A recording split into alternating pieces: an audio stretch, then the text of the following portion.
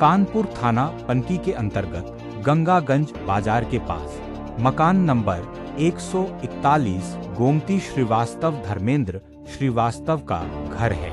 बगल में उनके रिश्तेदार भी रहते हैं। आए दिन गोमती श्रीवास्तव से झगड़ा करते रहते हैं। हाद तो जब हो गई कि गोमती श्रीवास्तव की बेटी पर उसका सगा चाचा लटका। Wife of Dharmendra Shrivastava. क्या मामला हम भाई आपसे ये कहना चाहेंगे कि जैसे कि हमारी बेटी है, मान लो 15-16 साल की है, अभी उसकी ज्यादा एज भी नहीं है। हमारी बेटी घर में थी और 10 साल का बेटा है जो मेरा घर में था। ओनली हम हस्बैंड वाइफ घर में भी नहीं थे। हमारे पड़ोसी जिसका नाम है निक्की श्रीवास्तव, जितेंद्र श्रीवास्तव, पारुल श्रीवास्तव और शिवम श्रीवास्तव, ये एक्चुअली मेरे हस्बैंड के पारिवारिक में ही है। हमारा उनसे लगभग 20 साल से कोई मतलब खान पान बोलचाल कुछ भी नहीं है। एक्चुअली जब मैं घर पे नहीं थी तो ये हमारी बच्ची के साथ वो बदतमीजी की जो मैं शब्दों से बयां नहीं कर सकती हूँ, क्योंकि जिसकी बेटियां हैं वही दर्द समझ सकता है। हर व्यक्ति बेटी का दर्द नहीं समझ सकता है, क्योंकि उन लोगों की तो बेटियां ही नहीं है, तो वो बेटी का दर्द कैसे समझेंगे। बेटी का दर्द एक बेटी जिसने जाई है वही समझ सकता है, हर व्यक्ति नहीं समझ सकता है। घटना ये हुई कि जब मैं शाम को 11 बजे घर आई तो इन्होंने मेरी बेटी को छेड़ा।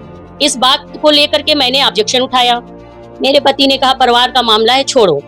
मैंने छोड़ दिया, कोई दिक्कत नहीं। दूसरा दिन वही लगभग 11 बजे इन्होंने बजरंग दल के 8-10 लड़कों को बुलाया। बुलाने के बाद बोले भोसड़ी वाली नीचे आ, कहा कि तेरे ज्यादा भाव बढ़े। हमने भाई मैं तुमसे नहीं लड़ना चाहती हूँ, आप मत जाइए। इतना कहने के बावजूद भी भाई ये मुझे नीचे जा करके ना इन्होंने उन शब्दों का इस्तेमाल किया कि मैं जिन शब्दों का कभी कल्पना नहीं कर सकती हूँ। अरे बेटी हमारी है ना तो दर्द मुझे है और हमारी बेटी को न्याय मिलना चाहिए। मैंने इसकी 112 डायल किया। उस समय 112 पुलिस आई। आने के बाद पुलिस वालों से भी मुझे कोई रिस्पांस भी सही नहीं मिला, क्योंकि पुलिस आती है तो बात न्याय की करती है, मगर मुझे तो कोई रिस्पांस ही नहीं मिला।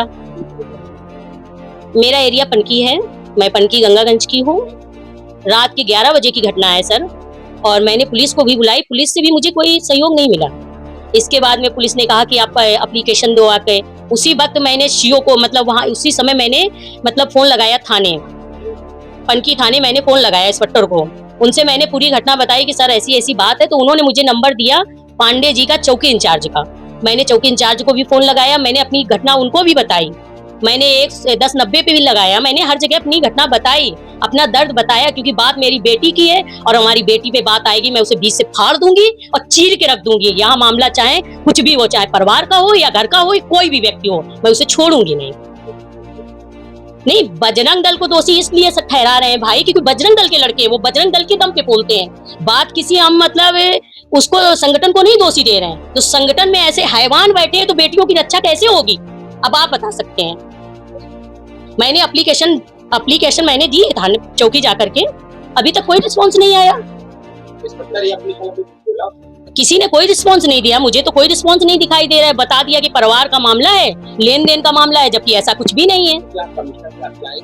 बिल्कुल जाएंगे आगे। बात नहीं मतलब अगर मुकदमा नहीं लिखा जा रहा है, इन्हें जेल नहीं भेजा जा रहा है, मैं आगे जाऊंगी। बात मेरी बेटी की है ना, बेटी को मैंने पाला है ना, उसको पाल पोस के बड़ा मैंने किया है ना, मैं जाऊंगी।